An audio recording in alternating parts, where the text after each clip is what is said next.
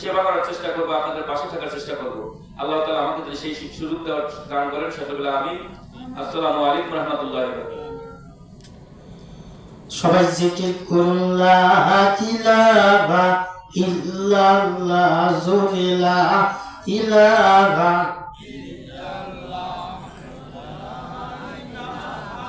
জোরে লা ইলাহা। আমার আপন বলে নাই রে কিছু, সবই যে লিল্লাহ। আমার আপন বলে নাই রে কিছু, সবই যে লিল্লাহ। তার নূরে তাজাল্লিতে পুরে, তার নূরে তাজাল্লিতে পুরে ওই ফানা ফিল্লাহ। আমার আপন বলে নাই রে কিছু, সবই যে লিল্লাহ। আমি মুখে বলি আল্লাহ, আমার অন্তরেতে আল্লাহ।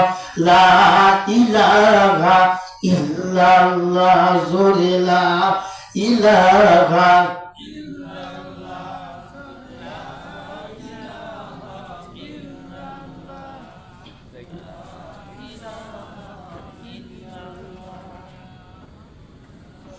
জোরে লা ইলাহা লা ইলাহা ইল্লাল্লাহ মুহাম্মাদুর রাসূলুল্লাহ। জোরে বলি সাল্লাল্লাহু আলাইহি ওয়াসাল্লাম। আল্লাহ ঈমানদারদেরকে ডাক দিয়ে বলছে, হে ঈমানদারেরা, যারা ঈমান আনছো, আকিমুস সালাত, তোমরা নামাজ কায়েম করো, নামাজ প্রতিষ্ঠিত করো। ভাইরা আমার, এই নামাজ কায়েম প্রতিষ্ঠিত করার কথা ইসলামিউস সামানিন আল্লাহ 82 জায়গায় কোরআনে বলেছে। কত জায়গা? আরো জোরে বলো ভাইরা আমার। হাদিস শরীফের ভিতরে আছে, মান আকামাস সালাত ফাকাদ আকামাদ্দিন ওয়া মান তারাকাস সালাত ফাকাদ আদামাদ্দিন। যে ব্যক্তি নামাজ কায়েম করলো, ওই ব্যক্তি দিনকে প্রতিষ্ঠিত করলো। আর যে ব্যক্তি নামাজ কায়েম করলো না, ওই ব্যক্তি দিনকে ধ্বংস করলো। জয় বলি নাউজুবিল্লাহ। হাদিস শরীফের ভিতরে আছে, মান তারাকা সালাতা মুতাআম্মিদান ফাকাদ কাফার। মান ইসমে মানসুর, যে ব্যক্তি ইচ্ছাকৃতভাবে নামাজ ছেড়ে দিল, ওই ব্যক্তি কুফরি করলো, কাফের হয়ে গেল। মাসলায় আছে 80 হুব্বা সমান 2,88,00,000 বছর জাহান্নামের হাজত থাকতে হবে। জোরে বলি নাউজুবিল্লাহ। কত বছর? আমার আপনার হায়াত কত বছর? 50, 70, 80, 100, 120। এক সেকেন্ড লা ইস্তাখিরুনা সাআতান ওয়ালা ইস্তাকদিমুন। এক সেকেন্ড আগেও না, এক সেকেন্ড পরেও না। উইল বি জাস্ট টাইম, মালাকাল মউত আমার আপনার জান কবজ করে নিয়ে যাবে। কথা ঠিক কিনা? সোনার যুবক ভাইয়েরা, সোনার বাবাজিরা, আমি আপনাদের খেদমতে আরজ করে বলবো, এই জন্য মসজিদে গিয়ে 5 ওয়াক্ত নামাজ আদায় করবেন।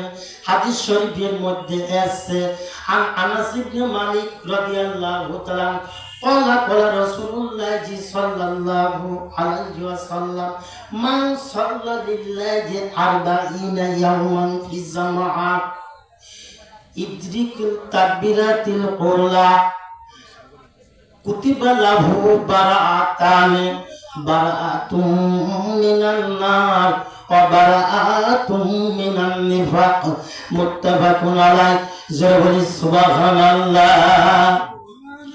হযরত আনাস ইবনে মালিক রাদিয়াল্লাহু তাআলা হতে বর্ণিত, আল্লাহর নবী বলেছেন, যে ব্যক্তি 5 ওয়াক্ত নামাজ জামাতে আদায় করবে তাকবীরে উলার সঙ্গে, মুয়াজ্জিন যখন ইকামত দিবে, ইমাম সাহেব ফজর, জোহর, আসর, মাগরিব, ইশা যে নামাজি বলেন আল্লাহু আকবার বলে, এবার তাকবীর উলা দিয়ে যখন তাকবীরে তাহরিমা বাজবে, ইদরিকাল তাকবীরাতুল উলা, তাকবীরে উলার সঙ্গে যেই ব্যক্তি 40 দিন জামাতে নামাজ আদায় করবে, আল্লাহর নবী বলেন বারাতানে তাসনিয়ার সিগা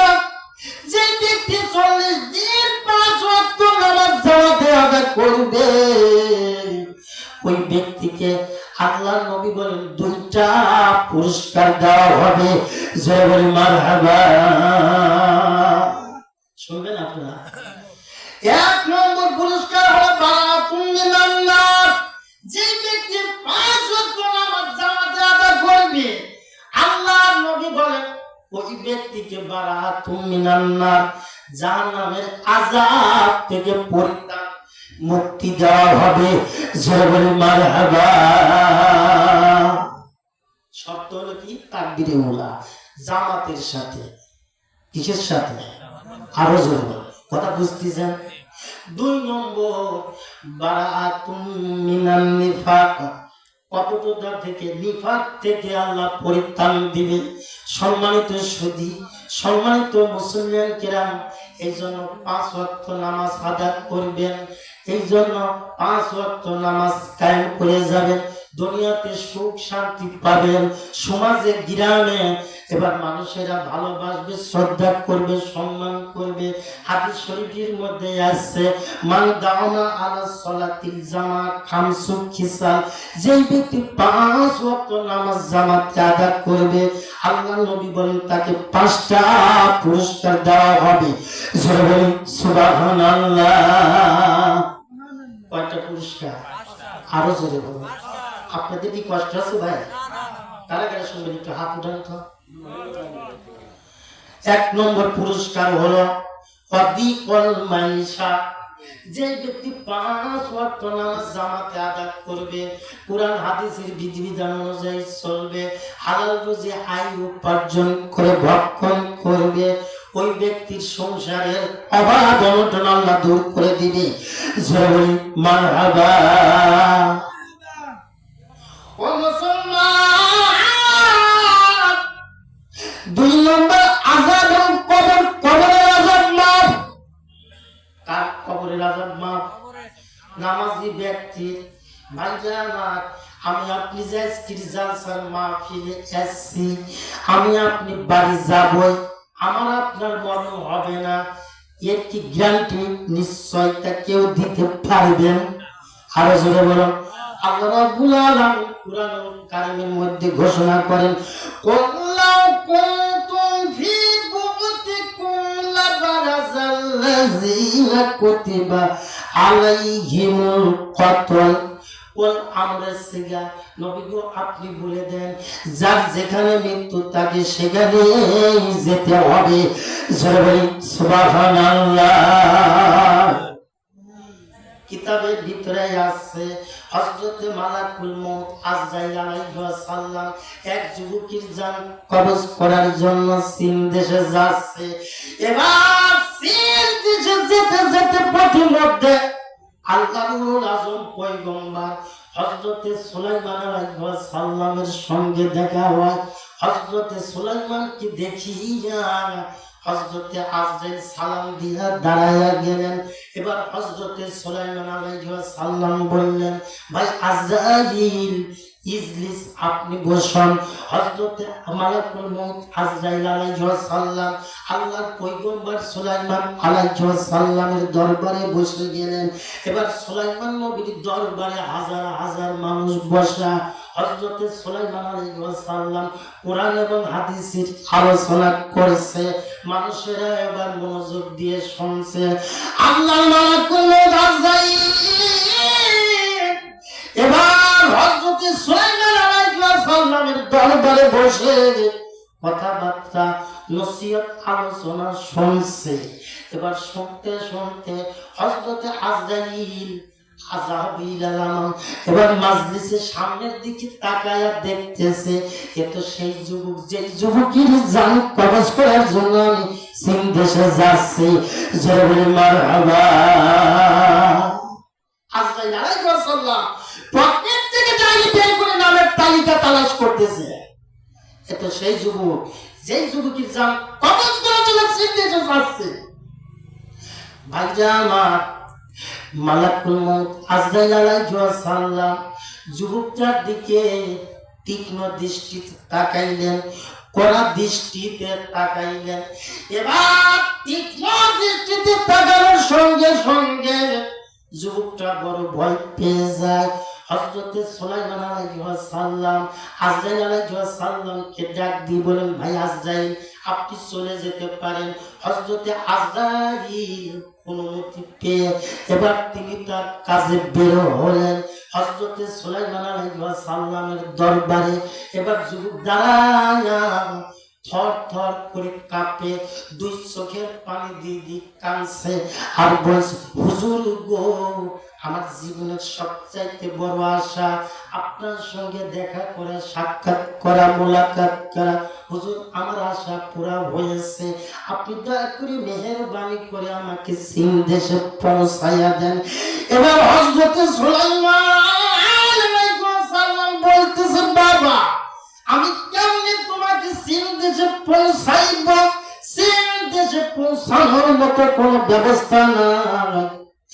এবার যুবক বলতেছে, হুজুর গো, আমি জানি আপনি হাওয়ার উপর আরোহণ করে আল্লাহ তামাম আকাশ পরিভ্রমণ করেন।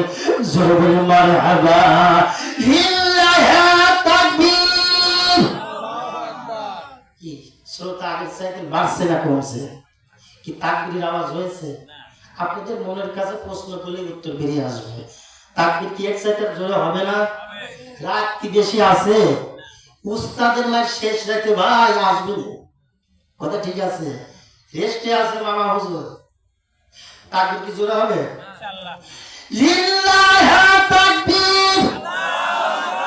ভাই কিছু না হলো না আওয়াজ, মন প্রাণ খুলে তাকবীর দিবেন যাতে শয়তান দূরে চলে যায়, বাইরের শ্রোতা রিয়াজুল জান্নাতের ভিতরে এসে বসে, কথা ঠিক আছে? লিল্লাহি তাকবীর। আল কোরআনের আলো, আল হাদিসের আলো, লিল্লাহি তাকবীর। ভাইজান আমি আপনাদের খেদমতে আরজ করে বলছি, এবার যুবক ছাড়ে না, আল্লাহর পয়গম্বর সুলাইমান নবী না দিয়েও পারে না। এবার যুবকটাকে চীন দেশে পৌঁছানো হলো। চীন দেশে পৌঁছানোর সঙ্গে সঙ্গে মালাকুল মউত আজরাইল আবার চলে আসলেন। এইবার হযরত সুলাইমান আলাইহিস সালামের সঙ্গে দেখা হয়। হযরত সুলাইমান নবী বললেন, ভাই আজরাইল আপনি আমার দরবারে বসা ছিলেন, অনুমতি দিলাম, আপনি চলে গেলেন। যাওয়ার পরে একটা যুবক থর থর করে কাঁপে। এবার হযরত আজরাইল আলাইহিস সালাম বলতেছে, হুজুর গো, আমি চীন দেশে যাচ্ছিলাম একজন যুবকের জান কবজ করার জন্য। প্রতিমধ্যে আপনার সঙ্গে দেখা হয়, আপনি একজন উলুল আযম পয়গম্বর সুলাইমান নবী, আমি কি আপনাকে অতিক্রম করে যেতে পারি? তাই কি সম্ভব? এবার আপনার দরবারে বসলাম। আমি এবার নামের তালিকা তালাশ করতে লাগলাম, করতে করতে এবার নাম পেয়ে গেলাম, টিক চিহ্ন দিয়ে যেতে সেই যুবক, যেই যুবক আপনার দরবারে বসে আপনার নসিহত আলোচনা শুনতেছিল। জোরে বলি সুবহানাল্লাহ। এবার আমি ওই যুবকটার দিকে তীক্ষ্ণ করার দৃষ্টিতে তাকাইলাম। তাকানোর সঙ্গে সঙ্গে যুবকটা বড় ভয় পেয়ে যায়। আপনি অনুমতি দিলেন, আমি চলে গেলাম।